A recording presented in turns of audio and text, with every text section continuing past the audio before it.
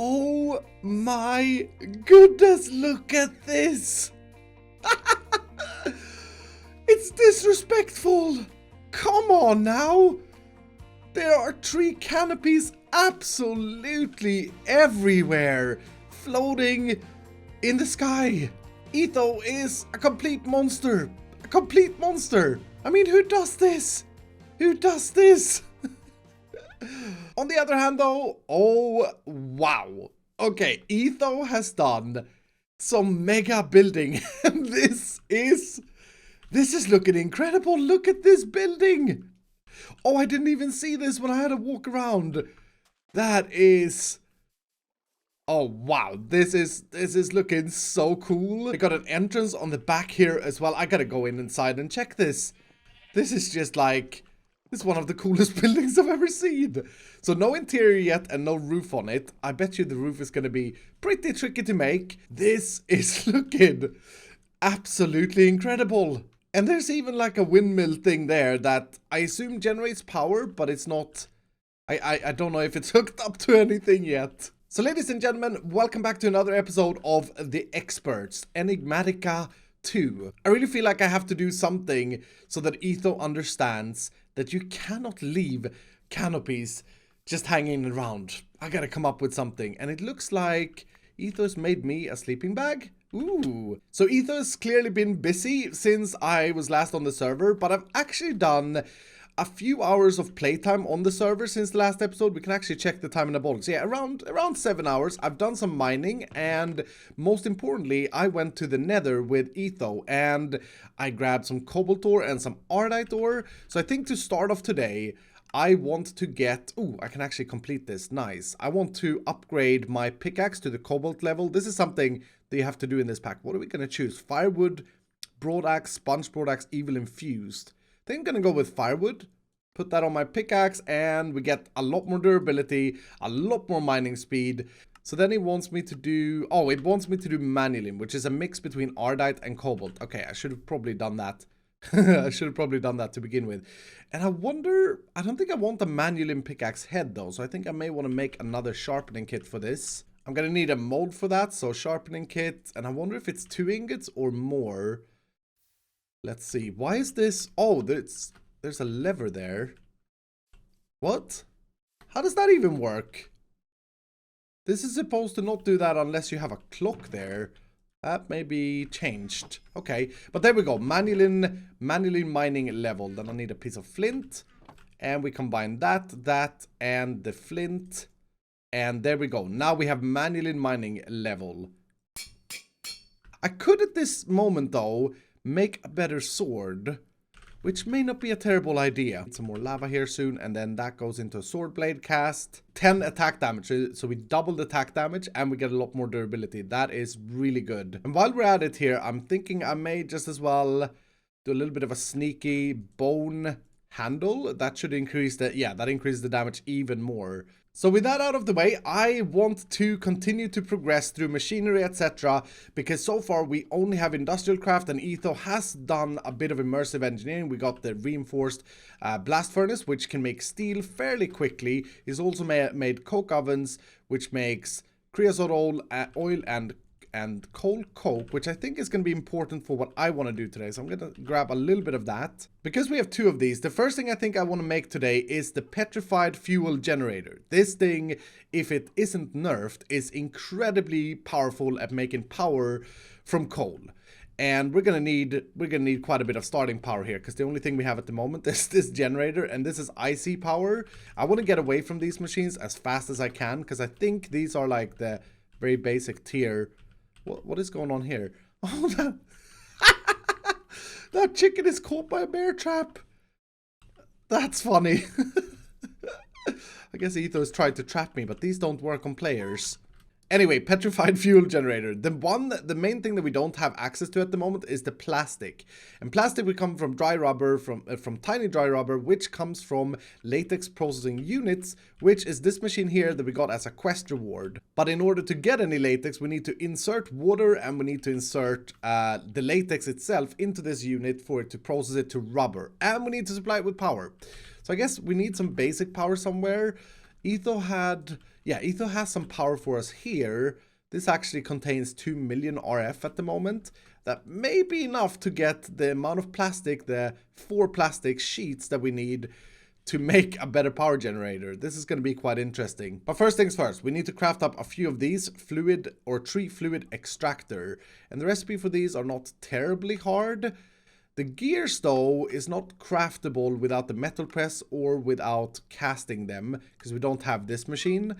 So we're going to need to start off by getting a gear cast. I love the fact that everything in this mod pack is sort of like a rabbit hole. You start in one end and you realize that you have to go back 100 steps, it feels like, before you can get anywhere. I think I'm going to want 4 of these tree fluid extractors, so that'll be 16 iron that goes in, and I desperately need to get more lava for this thing. Oh my goodness, what is this? We have plenty of steel.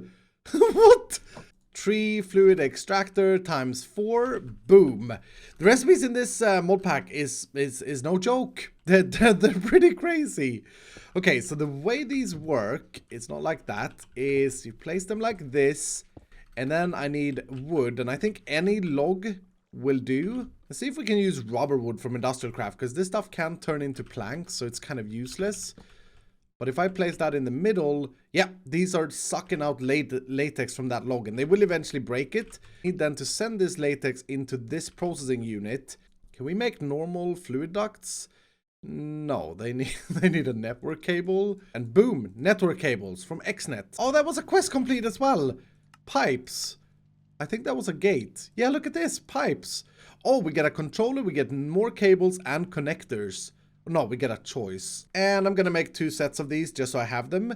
So that's our fluid ducts. That's what we're going to transfer the fluid with. And then I want some servos, which is just iron nuggets, redstone, and glass. And this thing has eaten the log. So let's place a new log down. And then what we should do is we need to pump the stuff into this machine, but I also need to power it. So hopefully, and I'm not actually sure, hopefully I can break this and it retains its power, because yeah, otherwise it would be really bad. Can I just... yeah, it retains the power. I do need to connect it somehow though. Let's do this. Let's put the fluid ducts on top here. Servos on the connectors. Make all the servos ignore the redstone. They can pump it into this, which, yeah, that gives latex to the machine. Alright, and then I'm gonna place my power source down here. And I'm gonna snag this thing, the infinite water source, which we got from a quest, I think. And can I just put that like that? Yep, so that pumps water in there. LV wire coil. Sweet. I think I only need one of this. One of these. Oh, and then I may also need... since I placed it like this, I may need the hammer. So what I'm going to do is just move this down, because I don't have the engineering's hammer. That's probably something that Etho has. But if I do that and that, are you getting power? Why are you not getting power, dude? Why are you not getting power? Oh, because blue is input, so I do need Etho's hammer. I'm just gonna make my own engineer's hammer. Hammer time! So now if I right click that to orange, you're getting power and you're making tiny dry rubber. Nice! Look at that. And the latex is actually lasts for quite a while, the latex that we've been collecting. Sweet. I need, to get started, I need 4 plastic sheets. So I think this should be more than enough, because that's 7, and then I just smelt this, right? Yep, just smelt that up. Big moment, petrified fuel generator. Boom. Oh my goodness. If this thing is not nerfed, this thing generates a lot of power. Let's just try with a block of coal coke. Yep, 533 RF per tick for 1 minute and 50 seconds. I think that may be a little bit nerfed, but it's still really, really, really good. Now, the first machine that I want to make is going to be quite advanced. It's the alloy furnace from NuclearCraft. I've never really played around with this mod, but I'm an expert, so I should be able to learn, I think. We need 4 basic platings, which requires a ton of different lead materials and a graphite block. Now, I do think that I prepared most of this off camera before I started this episode. So the graphite ingots is just smelted up coal, so that's a graphite block. I crafted up a furnace and I got some bricks, so now we got everything except the copper solenoid. And that recipe is a little bit tricky because we need mixed metal ingots, which we made in the past. Then we just need some copper plates and item casings, but the aluminum rods, is what's a bit tricky because we don't have the metal press. Etho, can I have a request? Make the metal press, please. Now, luckily we can make these manually using a piston, aluminum plate, and a block of redstone for one of these. I need 2 of them.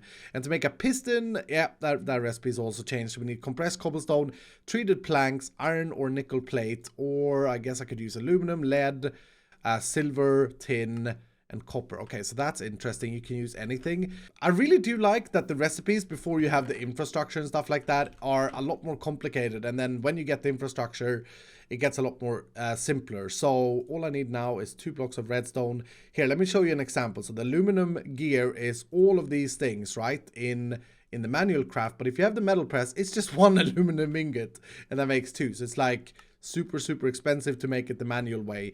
But there we go. We got 2 aluminum rods, and I think we're very close in having everything we need. And this is a solar eclipse. I think I have everything. Yep. And that makes 4 of those in case we need more. And that's an alloy furnace. Boom. Yes. And I think this thing is going to help us do a lot of things. Like, yeah, we can do all the alloys in it, including steel, by the way. Including steel. Now, Etho has made a lot of steel already, but this should make it a lot faster. So that's one of the machines I definitely want to put in the house. And I should probably take a look at the quest book, because I've now done things from 2 different chapters. So we got the Industrial Foregoing, which I made the rubber. I don't know why. Oh, I need to check that the gate is open. Oh, whoops. Okay. We got a lot of rewards from that. What did we get? We got reinforced cobbled dirt. Oh, that's just dirt from the chisel mod. We also got mending moss. Not terrible. Not terrible. Quite easy to make though. And congelated blood blocks. 64 of them. Lets you jump really high. I don't know about really high. That's a bit of an over-exaggeration, I feel. But yeah. We do jump like 3 blocks. Now, to open up NuclearCraft, I need to make a manufactory, which requires another copper solenoid. But the rest of this stuff is pretty simple. Manufactory. Boom. A handy machine that has many uses. Yeah, I have no idea what this thing does. It's some kind of smeltery. Oh, it's like a pulverizer? Oh, is this instead of our macerator? Can this do ores? It can do rotten flesh into leather. That's cool. And it can ore double. Yes, it can ore double. Okay, so this is probably what replaces the macerator. This is what we want to use for pulverizing all of our ores. We get to choose between advanced plating and 2 loot chests. I'm gonna take the advanced plating because I'm assuming that this is pretty ridiculous to make. Yeah, it needs tough alloys, which requires... I don't even want to look at it. So, yeah, just take the advanced alloy plating. And look at this chapter in NuclearCraft. Because we did the alloy furnace, we did the manufactory, we did advanced plating, we got from the quest and basic plating. We now get a lot of loot chests. That is stonks right there. That's a win-win-win. Oh, I get 10 levels from that. That's kind of boring. But we got 3 loot chests, so that's cool. Observer. 8 observers. Are these hard to make? No, standard recipe. Resonator. Oh, that gotta be a good reward. That gotta be a good reward. We need advanced circuits from that and steel plates. And machine block, which is the next tier. Oh my goodness. I think we just got very lucky. I think we just got super lucky with this thing. But this one, bear traps. Okay, I see now where Etho got the bear traps from. He's been placing around the base. Now that we have 2 good machines and a power generator and the Industrial Craft machines, I feel that we should install them in our brand new house. I mean, that house is just looking absolutely stunning.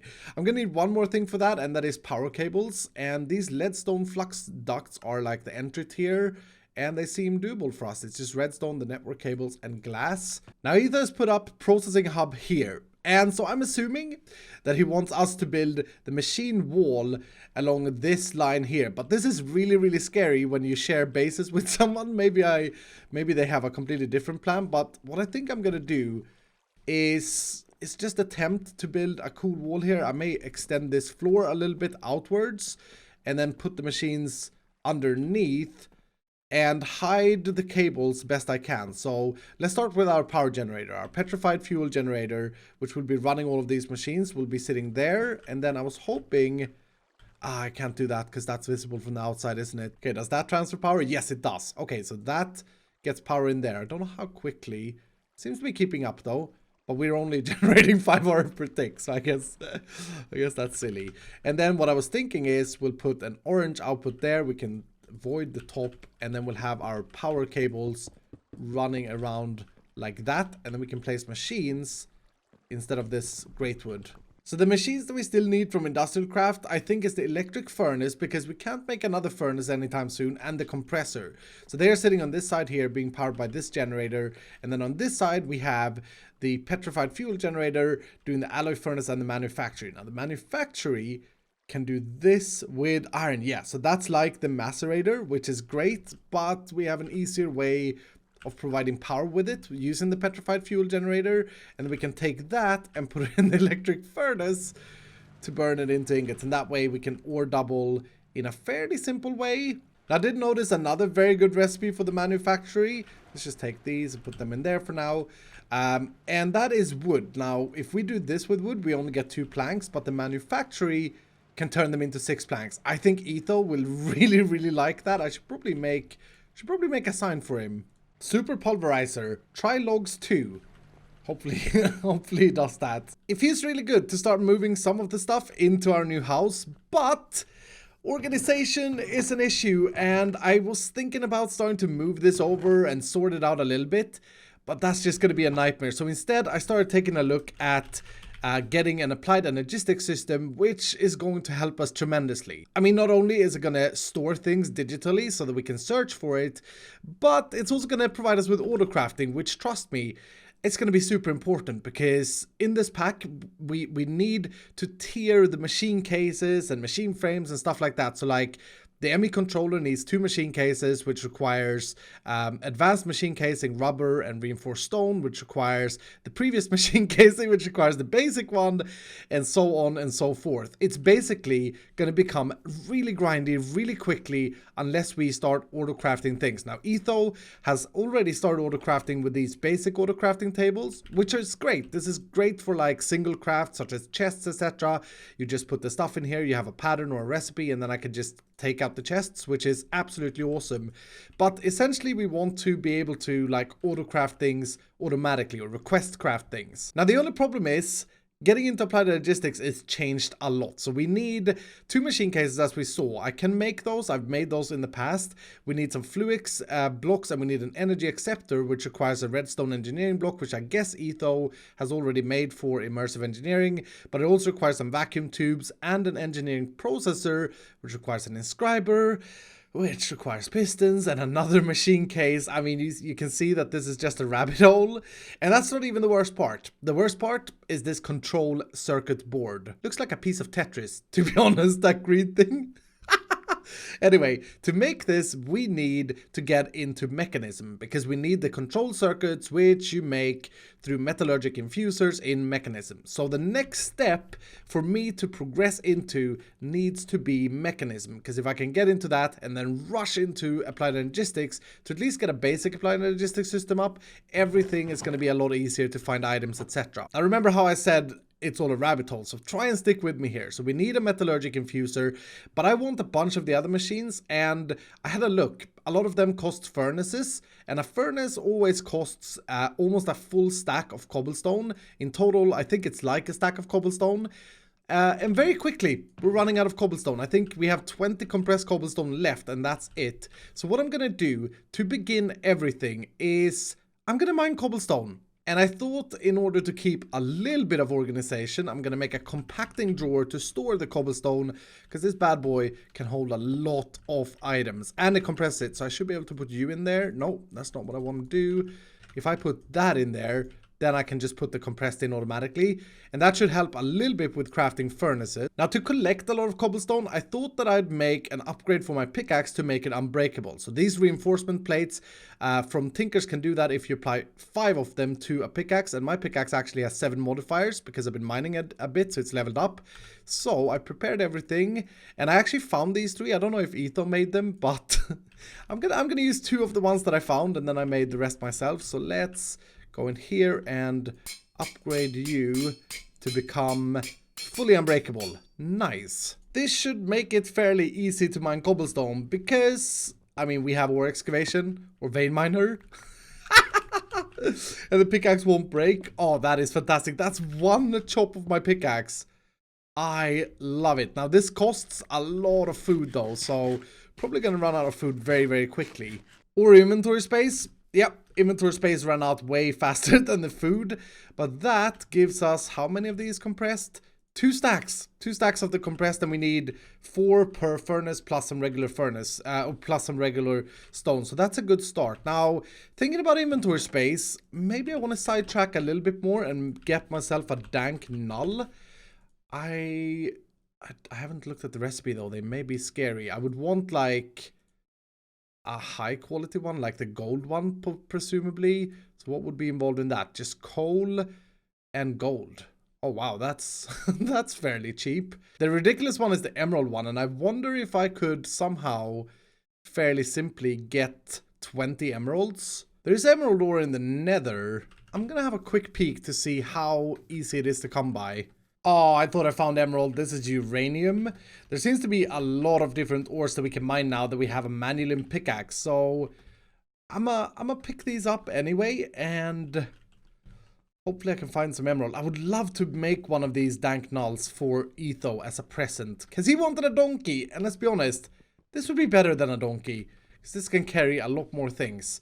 Because that's what you do with a donkey, right? Carry things? I don't even know. What do you do with a donkey? Turns out that the nether is a pretty good place for resources. I got 22 of the nether emerald ore, and I also got some coal ore because we do need quite a bit of coal block if we're gonna make 2 of these donkeys or dank nulls. I'm gonna start calling them donkeys now. Anyway, I think I put this in here. Yes, so that doubles the emerald ore. So here goes the emeralds. We need 40, and we should... yeah, we got more than that. Nice. After a bunch more mining in the nether for coal this time, this is the giant chunk of coal ore, and this is all solid. Hopefully this is going to be enough. I think this is going to be quite satisfying. I didn't get all of it in one go, but that is a lot of coal. And... there's the last of it. Okay, I should have enough. So I need 10 of these, and I can make 16. Nice. So that is 10 of the dank null mule things. And then I do that. Cool. And we'll make one more. Seems like the texture gets broken when I hang it up, but you can still, like, pluck it off. It's just a texture glitch. Better than a donkey. Nice. So the way these work is you shift right click and you can select blocks to go inside them. So for example, if I put cobblestone in there and netherrack in there, not only can I place if I have more cobblestone, and I think if I chuck this on the floor and just walk over it, it should go into the dank null. Yep. So now all of that cobblestone is in here. Not only does it do that, but it can also like place blocks with it, which is very, very handy when mining. And considering we made the best one that can hold a stupid amount of items per slot. What is that? 2 billion items per slot? Yeah, we should have no issues of storing all of the items that we sort of mine. I think I could even like put coal in here. I'll hold off on that. The whole inventory turns really weird when you open it up, and then I can scroll between the things I have in there. I like it. And before I went on my donkey quest for Etho and myself, I was gonna get into mechanism. But this pack is a rabbit hole. Nothing ever goes to plan, so we're gonna have to hold off and do that in the next episode. But I feel very, very happy with my donkey, and it feels like I kind of want to go on a mega mine. To be honest, I kind of want to go and mine some resources, mine some more cobblestone, etc., etc., so that I'm well prepared to do mechanism next time. But anyway, I really do hope that you've enjoyed this episode. The house looks absolutely amazing, and I still gotta come up with some kind of prank for Etho because of these canopies. If you have any suggestions, leave them do leave them down below in the comments. But anyway, if you enjoyed the video, do hit the like button down below. If you're brand new, consider subscribing, and I'll see you dudes in the next episode.